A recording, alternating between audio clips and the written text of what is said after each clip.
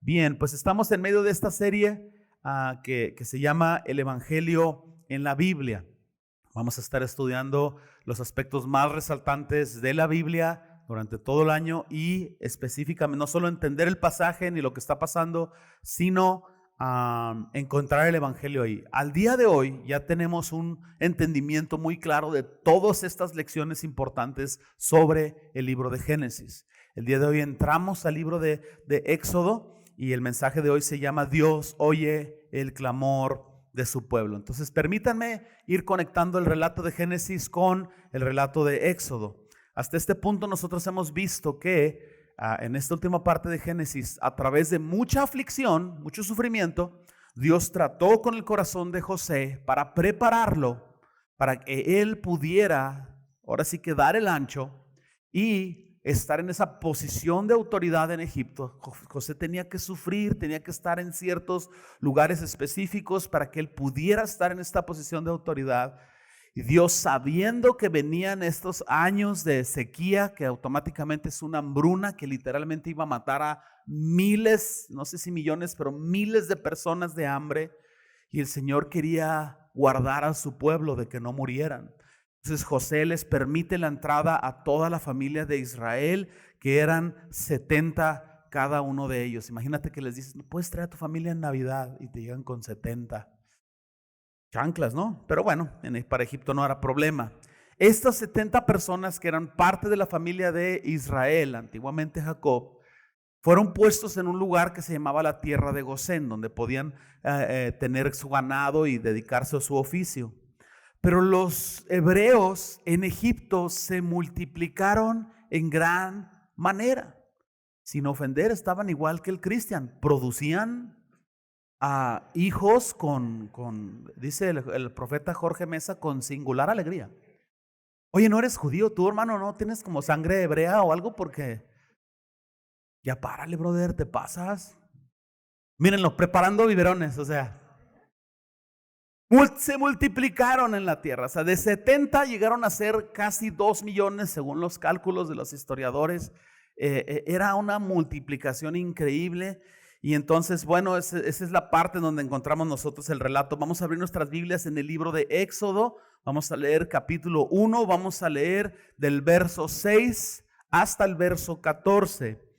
Entonces voy a darles un momento para que encuentren Éxodo capítulo 1, verso 6.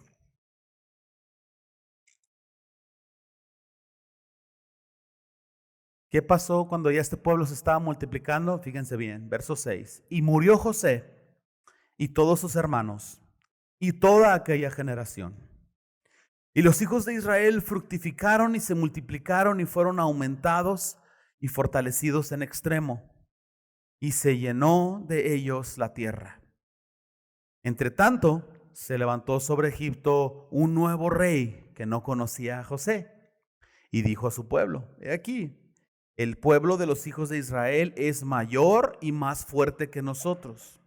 Ahora pues, seamos sabios para con él, para que no se multiplique y acontezca que, viniendo guerra, él también sea uno de nuestros enemigos y pelee contra nosotros y se vaya de la tierra.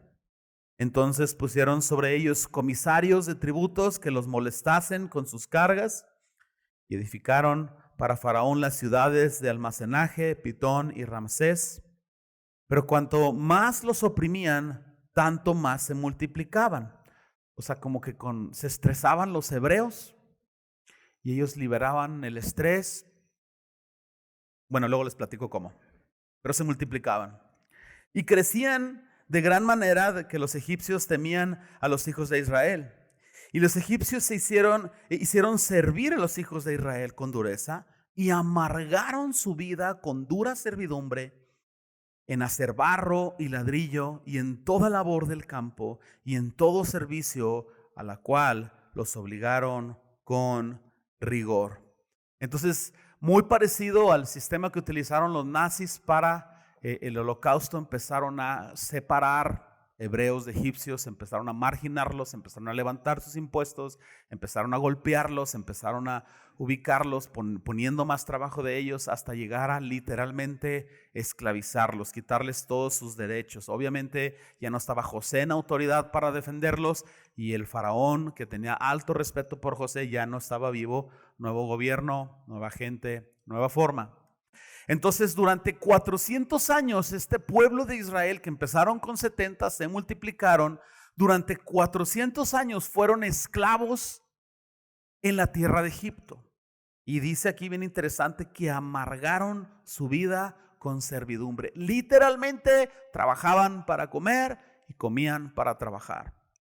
Entonces el pueblo siguió multiplicándose y Faraón lo que quiso es tener un método agresivo de control de natalidad, de impedir que siguieran multiplicándose. Entonces dio la orden que todo bebé nacido varón de los hebreos fuera matado. Lo que hacían es que lo aventaban al río Nilo, y el río Nilo es un río conocido por estar lleno de cocodrilos.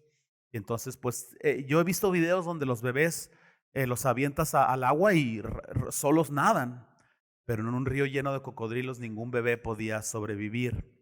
Y entonces de pronto una mujer hebrea tuvo un niño, su hijo, y lo guardó, lo escondió, ya no quiso que se lo arrebataran entre sus brazos, y lo guardó lo más que pudo hasta que llegó el momento en que ya no podía esconderlo, y construyó una canasta pensando en ponerlo en el río Nilo protegido, pensando en que alguien más pudiera encontrarlo y salvarlo.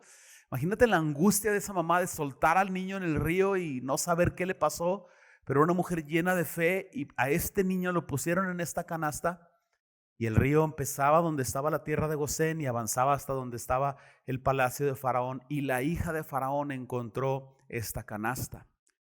Sabemos que el que iba en esta canasta era Moisés, y entonces la hija de Faraón, cuando encontró la canasta y abre y se da cuenta que es un niño hebreo, queda maravillada porque es un niño, según dice la escritura, muy hermoso. Cuando vio a Moisés, dijo que estaba súper hermoso. La única manera en que nosotros pudiéramos saber qué tan hermoso era Moisés es que ustedes pudieran ver una foto mía de mi infancia. De hecho, creo que me llevo de calle a Moisés en belleza y humildad, por mucho. Tanto así, hermanos, déjenme contarles que cuando vivíamos en Toluca, Estado de México, ahí todos los de la cuadra se organizaban para hacer un nacimiento en las épocas de Navidad, un nacimiento humano con todos los chavitos de la cuadra. Obvio que yo era el niño Jesús, ¿sí saben? Obvio, cada año. De hecho, quedaron devastados cuando nos mudamos de la ciudad porque se quedaron sin su niño Jesús. Y todos los demás vecinitos de la cuadra, pues los veían, no, pues de camello, pues no, pues de caballo, y otro, no, pues usted de sapo. ¿Y cómo de sapo si no había sapos en el nacimiento? Pues mírenlo, no, sí, de sapo. Así de bello era Moisés. Bien, perfecto. Si tú no puedes recordar al final de este servicio qué tan hermoso era yo de niño, o todas las demás palabras que vamos a estudiar hoy, tú puedes quedarte con esta verdad central y te va a bendecir suficiente. Fíjate bien, aparece en pantalla, dice: todo clamor desesperado de sus hijos es escuchado y respondido por el gran amor y misericordia que Dios tiene para nosotros. Tus oraciones no son en vano. La ayuda viene en camino. Nada más con leer esto a mí me bendice, me fortalece. Vámonos con el primer punto. Dios siempre escucha el clamor de su pueblo. Ahora quiero que brinques, estabas en Éxodo 1, brinca al 2:23. Solamente vamos a leer este verso por el momento. En el 2:23 de Éxodo dice: aconteció después de muchos días, murió el rey de Egipto, y los hijos de Israel gemían a causa de la servidumbre y clamaron. Y subió a Dios el clamor de ellos con motivo de su servidumbre. ¿Qué es lo que hizo el pueblo de Israel? Porque estaba amargado por ser esclavo. ¿Qué fue lo que hizo? Clamó. ¿Qué fue lo que sucedió con ese clamor? Subió. ¿Subió a dónde? A Dios. Tú puedes tomar un principio de aquí y saber que ninguna oración, ningún clamor es realmente en el aire. Muchas de las veces nosotros queremos medir a Dios en base a nuestras emociones. Dios no tiene nada que ver con tus emociones. Dios tiene que ver con lo que Él es. Tus emociones van, tus emociones vienen. Y si muchas de las veces oramos y como no sentimos una alteración en nuestras emociones, sentimos que nada está sucediendo. Pero nada en las Escrituras nos dice que la oración tiene una relación con la emoción. Todo en las Escrituras nos dice que la oración y el clamor tiene que ver con la fe. Y la fe es confiar que Dios es así y así y así. Y aunque yo no lo vea, y aunque yo no sienta maripositas, Dios es. Y Él es más real de lo que yo soy. Entonces tu oración siempre va a subir y va a llegar al corazón de Dios. De hecho, la Escritura dice que todavía no está la palabra en la oración de nuestras bocas y Él ya sabe de que tenemos necesidad. Mide al Dios que servimos. Varias generaciones antes de que llegara esta sequía y esta hambruna, Él está ya trabajando con José. No pienses que llegó la adversidad a tu vida y el Señor, no me había dado cuenta. Sirves a un Dios que tiene tal dominio de las cosas que puede adelantarse generaciones completas a la adversidad y proveer un camino de bendición para ti y para muchos más. Pongo esto en pantalla entonces. Clamor es el grito desesperado de nuestra alma por la intervención de Dios. Clamamos a Dios en los momentos más críticos y vulnerables de nuestras vidas. El Señor es un Dios fiel que siempre escucha nuestro clamor. El Dios que se manifestó en la persona de Jesucristo para nosotros y que nos salvó del pecado es el mismo Dios que escuchó el clamor de este pueblo de Israel. Y cuando los hijos de Israel clamaron al Señor, estaban amargados por esta esclavitud, el Señor los escuchó, el Señor va a escuchar tu clamor. Y el Señor no solo escuchó su clamor, sino que atendió su oración y respondió su oración. Todo el relato de estas plagas que leemos a continuación y la forma tan contundente en cómo fueron liberados, nos habla de un Dios respondiendo esta oración. Pero Dios respondió la oración de ellos, y aquí hay otro principio que tú puedes ir tomando. Dios respondió la oración de ellos no porque fueran muy fieles. Muchos de estos hebreos, muchos de estos israelíes adoraban a los dioses de Egipto. Tanto así que cuando los liberaron, me estoy adelantando un poquito, extrañaban la carne y extrañaban los dioses de Egipto. Y lo primero que hicieron fue formar un becerro de bronce conforme a la adoración que tenían en Egipto.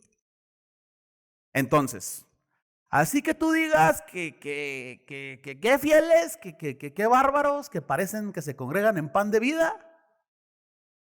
No. Tan infieles como cualquier otro pecador. Pero Dios escuchó su clamor. Y eso tiene que liberarte de un pensamiento en el cual hemos sido mal enseñados. De pronto nosotros creemos que nuestra oración no progresa porque no estamos en santidad. Y atribuimos ese estar en santidad con una serie de acciones y omisiones y esfuerzos y esto y el otro para que entonces nuestra oración sea escuchada. Yo aquí tengo un modelo bíblico que Dios escuchó el clamor de un pueblo infiel. Dios escuchó ese clamor y respondió no por la fidelidad de Israel, sino por la fidelidad de Dios, por su gloria, por su grandeza, por su misericordia. Porque Él sabe que es esta debilidad en las personas la que hace que Él venga. Él sabe que lo necesitamos y entonces Él responde por amor de su nombre. ¿Habías pensado en este rollo en este asunto de amor, por amor de mi nombre? Dios se ama a sí mismo. Dios está enamorado de su propia gloria. Y Dios sabe que cuando Él responde y sana de maneras increíbles, su gloria aumenta. Y Dios quiere que su gloria aumenta. La Biblia nos dice que Él nos salvó, no porque no podía vivir con nosotros. Dios puede vivir sin nosotros. El Padre y el Hijo y el Espíritu Santo se complementan y se deleitan entre sí. Pero según Efesios, el Señor nos salvó para que cuando fueras salvo, tú dijeras, gloria a Dios que me salvó, era pecador y me amó. Y entonces la gloria de Dios crece y crece y crece. Y por eso respondió la oración. Entonces, del mismo modo que nosotros podemos estar confiados en que el Señor escucha nuestro clamor debido a su fidelidad, no la nuestra, Dios está con nosotros en toda circunstancia. Y ojo, no es un asunto de que te equivocaste y Dios te va a abandonar. Eso no quiere decir que puedes vivir como sea. Somos responsables de rendir cuentas delante del Señor. Pero eso te debe de liberar a que como humanos nos vamos a equivocar. Levante la mano aquí el que dice: yo nunca me he equivocado. Hubo 2, 3 tentados a levantarla, pero nadie. Bien. Levante la mano el que dice: soy tan humano como todos y me he equivocado una y otra vez. Miren. Qué liberador es saber que cuando yo falle, Dios no va a fallar. Eso no me debe de llevar a vivir como yo quiera y en pecado y Hakuna Matata. No, yo soy responsable ante Dios. Pero sí debo de saber que es por su misericordia y por su gracia que mi vida se sostiene cada vez. Y el Señor ha intervenido en la vida de cada persona, en la humanidad en general, a través de la persona de Jesucristo para salvarnos y liberarnos. Siendo aún pecadores, Cristo murió por nosotros. Y si Dios no escatimó a su propio Hijo, ¿cómo no nos dará con Él todas las cosas? Y entonces, claro que cada clamor que tú tengas a Él, Él lo va a escuchar. Y por su fidelidad, Él va a responder a tu vida. El asunto es que muchas de las veces también nosotros queremos que Dios actúe en nuestro tiempo. Y cuando le preguntaban a Jesús, voy a regresar al tema de que estoy aquí, cuando le preguntaron a Jesús, ¿cuándo va a ser la señal del final de los tiempos? ¿Cuándo va a pasar esto? ¿Cuándo va a pasar aquello? No sé si has observado la forma en cómo Jesús responde. Jesús no dice el 7 de abril del 2024. Jesús dice, he aquí. Jesús dice, entonces aparecerá la señal del Hijo del Hombre. Porque no puedes ponerle un tiempo terrenal en calendario a la intervención donde es lo eterno en el calendario humano. Cada vez que existe el entonces y que Dios responde es porque el ciclo o la obra que Él está haciendo está completa, y cuando sea el tiempo de Dios, Él va a responder. Él te va a dar la fuerza para estar firme hasta que llegue el entonces de tu vida. Pero de que va a llegar el entonces, va a llegar. Porque Dios no cambia en su carácter. Ustedes a veces andan de buenas, a veces andan de malas. Dios siempre está de buenas, porque Él nos ama y Él es amor.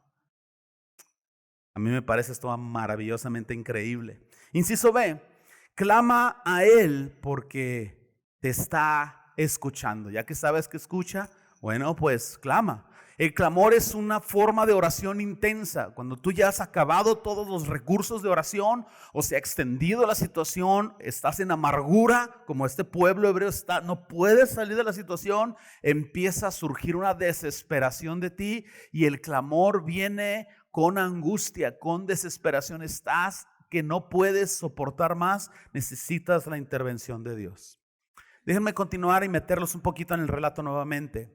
Moisés creció, siendo hebreo, creció en el palacio de Faraón. La hija de Faraón lo crió ahí. Entonces era como que medio mixto hebreo, pero a la vez enseñado en todo lo que era la cultura egipcia y todo. Y entonces, siendo el hebreo, en cierto momento ve a un soldado egipcio maltratando a un hebreo. Y entonces se desesperó y mató al egipcio, escondió su cuerpo.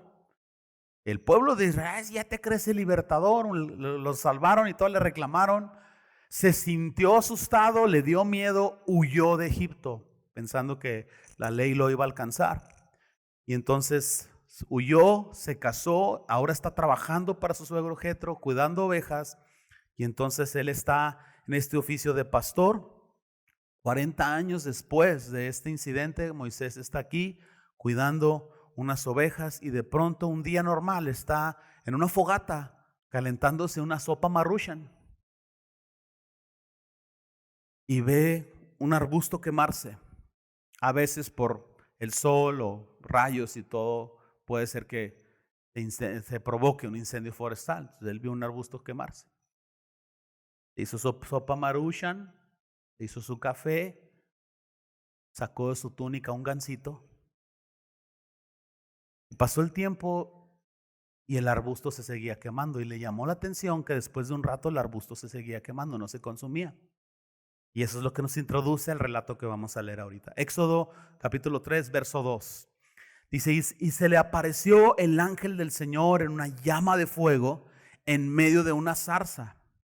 Y él miró y vio que la zarza o el arbusto ardía en fuego y la zarza no se consumía. Entonces Moisés dijo, achis, iré yo ahora y veré esta grande visión, porque ¿por qué causa la zarza no se quema?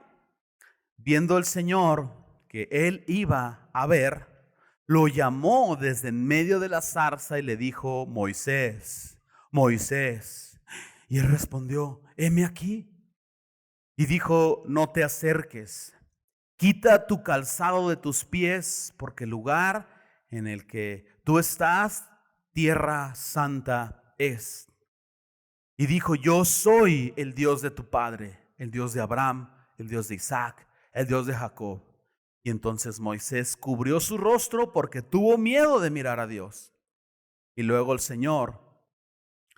dijo el Señor, bien he visto la aflicción de mi pueblo que está en Egipto, y he oído su clamor a causa de sus exactores, pues he conocido sus angustias, y he descendido para librarlos de la mano de los egipcios y sacarlos de aquella tierra a una tierra buena y ancha, a tierra que fluye leche y miel, y a los lugares del cananeo, del geteo, del amorreo, del fereceo, del jebuseo, del jebeo y del jebuseo, y todo lo que termine en...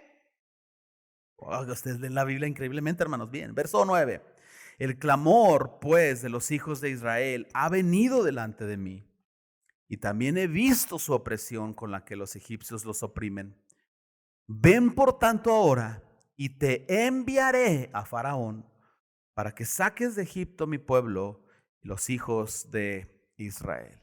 Aquí tenemos a Dios llamando a Moisés como un intercesor, como alguien que se paraba a favor del pueblo, y Dios lo está llamando porque está escuchando el clamor. Es el entonces de Dios, Él quiere intervenir.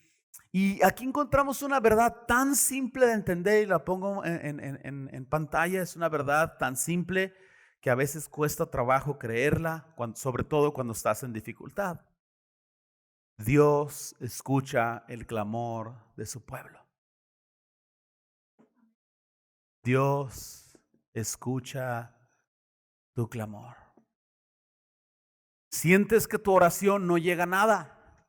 Sientes como si el techo fuera de acero y tu oración no puede pasar el techo.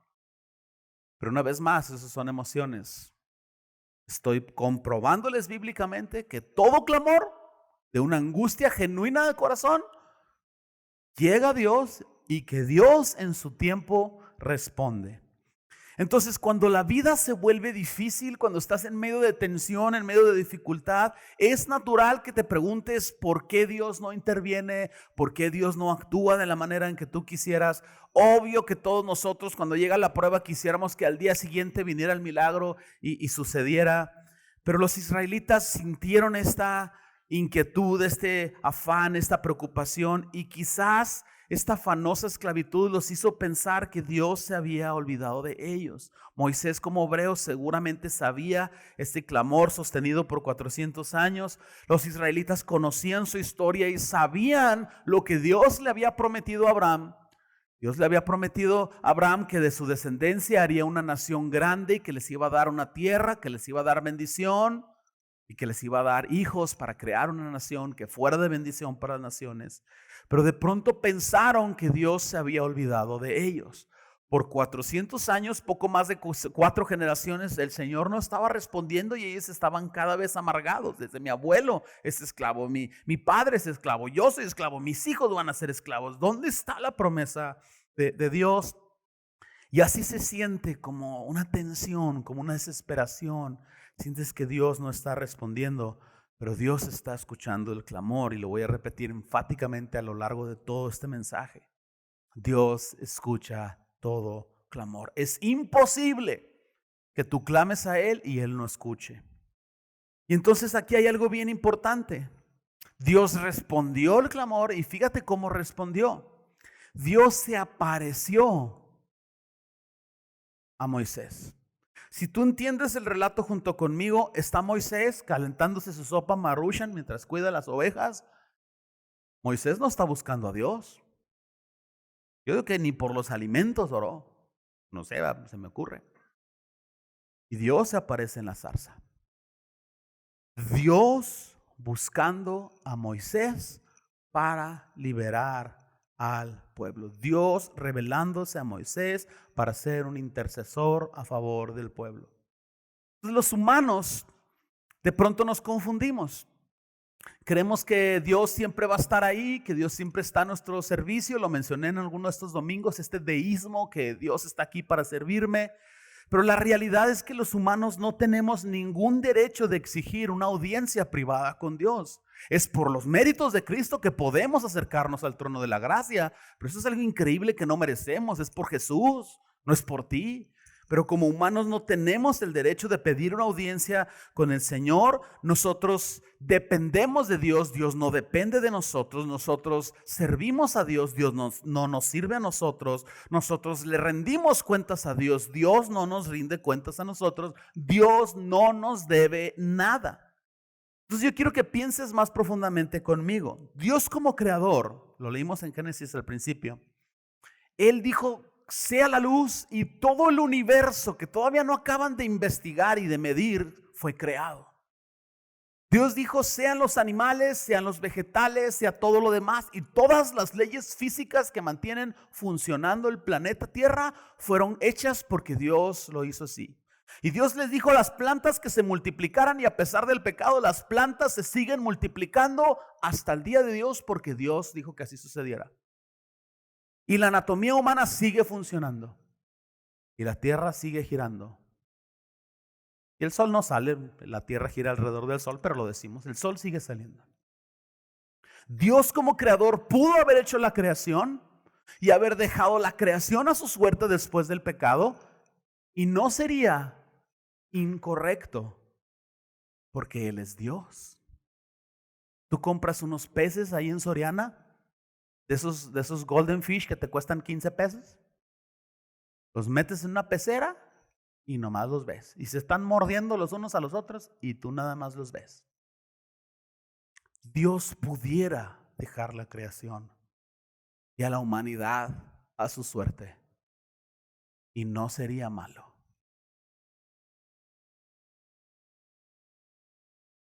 Pero ha intervenido. Ha intervenido. Ve que el hombre no da una, está perdido, está cegado, está esclavo del pecado, y Dios escucha el clamor aún así, y Dios interviene por su gran misericordia.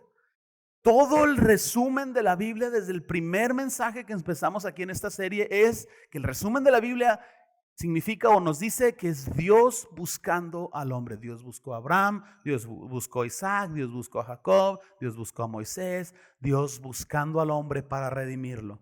Ante esto yo quiero poner aquí en pantalla: a pesar de ser imperfectos y pecadores, Dios interviene en nuestras vidas y responde nuestro clamor por su gran amor y misericordia. Vámonos al tercer punto. ¿Cómo encontramos el evangelio en este pasaje y cómo lo aplicamos a nuestra vida? Es súper fácil. En su gran misericordia, Dios no iba a permitir que este pueblo esclavizado, amargado, afligido siguiera sufriendo. Entonces, de la misma manera en que Dios no iba a permitir que este pueblo siguiera sufriendo, obviamente este Dios misericordioso no iba a permitir que la humanidad permaneciera esclava del pecado, amargada por el pecado, sufriendo las aflicciones del pecado. De entrada se los digo, hermanos, todo sufrimiento en tu vida, toda aflicción, todo cansancio, todo desgaste en tu cuerpo, todo dolor, todo lo que te preocupa, todo lo que te ha lastimado, todo dolor en tu vida, toda ausencia en tu vida, es por causa del pecado, de una o de otra forma. Tu pecado o el pecado de alguien más que te lastimó. Y eso es una esclavitud. Porque herimos a otros porque nos hirieron a nosotros. Y sufrimos y enfermamos y nos morimos y lloramos y clamamos. Dios no iba a permitir que la humanidad continuara de esta manera. Dios quería darle a la humanidad una esperanza y lo hizo a través de la persona de Jesucristo. Entonces, ¿dónde está el evangelio en esto? Que Moisés es una figura que representa o apunta también a Jesucristo. Porque Moisés fue enviado como un mensajero, como un intercesor para que el pueblo fuera liberado. Jesús vino a nosotros como un intercesor para pararse entre la ira de Dios y nosotros, para liberarnos de la esclavitud del pecado. Entonces, así como Moisés fue, así Jesús vino. Moisés quería agradar a Dios, Jesús quería agradar al Padre. Observa estas palabras de Hebreos capítulo 12, versos 21 al 24, Nueva Traducción Viviente en pantalla. Solo síganme en la lectura. Dice la Biblia: incluso Moisés se asustó tanto de lo que vio, que dijo: estoy temblando de miedo, cuando vio a Dios. Dice: en cambio ustedes han llegado al monte de Sión. Está hablando de la salvación, ojo. Han llegado al monte de Sión, a la ciudad del Dios viviente, a la Jerusalén celestial, y a incontables de miles de ángeles que se han reunido llenos de gozo. Y ustedes han llegado a la congregación de los primogénitos de Dios, cuyos nombres están escritos en el cielo. Y ustedes han llegado a Dios mismo, quien es juez sobre todas las cosas. Y ustedes han llegado a los espíritus de los justos que están en el cielo y que ya han sido perfeccionados. Personas que llegaron al cielo y fueron perfeccionados. Está hablando del cielo. Y entonces han llegado a Jesús, el mediador del nuevo pacto entre Dios y la gente. Y también la sangre rociada que habla del perdón en lugar de clamar por venganza, como la sangre de Abel. La sangre de Abel exige venganza. La sangre de Jesús dice: ya ha sido vengado en mí. Ya no hay por qué vengarse con el hombre. Todo lo que Dios tenía contra el hombre, su ira por el pecado, lo descargó en la persona de Jesús. Y esta es la manera en cómo Jesús viene a nosotros como este intercesor. Se para entre la ira de Dios y se para entre nuestro pecado e intercede por nosotros para liberarnos de la esclavitud del pecado. El evangelio es la historia de un Dios santo que hace un llamado a los pecadores al arrepentimiento. Es la historia de un Dios santo que llama a los ciegos a ver, a los esclavos a liberarse de las cadenas, a ver a Jesús. Así como Dios se reveló a Moisés en una zarza ardiendo, Dios se nos reveló a nosotros a través de la persona de Jesucristo. Por eso Juan 1:14 aparece aquí en pantalla, dice: y aquel verbo fue hecho carne. Está hablando de Jesús. Y habitó entre nosotros. Y vimos su gloria, gloria como del unigénito del Padre, lleno de gracia y de verdad. Esta es la imagen que tú tienes que tener de Dios. Dios no está enojado por tu pecado. Dios descargó su ira sobre Jesús. Y como Dios descargó su ira sobre Jesús en la cruz, ahora Dios todo lo que quiere contigo es darte misericordia para que dejes el pecado.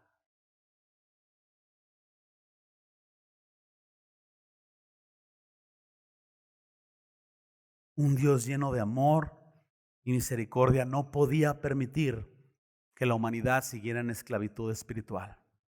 Quiero poner esta verdad importante en pantalla.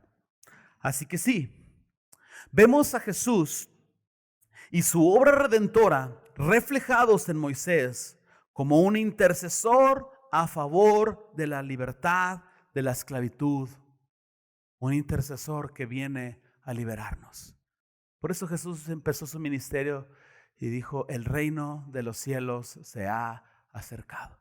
Y la introducción al sermón del monte dijo: bienaventurados los que lloran, porque a través de mí y de la obra redentora van a recibir consolación. Bienaventurados los que tienen hambre y sed de justicia. Bienaventurados, porque Jesús vino a liberarnos. Llévate este pensamiento y vete pensando en la semana en esta maravillosa forma del amor de Dios a mi vida. Contesta mi clamor, no por mi fidelidad, por su fidelidad. Eso me ayuda a ser más santo y me libera de estar siendo perfecto. Eso es una esclavitud en sí. Él quiere liberarme. Yo voy a ir a Él. Yo voy a dejar de pecar porque su amor me ha inspirado. Llévate esta verdad en tu mente y en tu corazón. Todo clamor desesperado de sus hijos es escuchado y respondido por el gran amor y misericordia que Dios tiene para nosotros. Tus oraciones no son en vano. La ayuda viene en camino. Señor Jesús, gracias. Gracias por intervenir en nuestras vidas. Gracias, Señor Jesús, por ser el mediador de un nuevo pacto. Gracias, Señor, por no abandonarnos en nuestra esclavitud. Gracias por darnos la opción de ser liberados del pecado.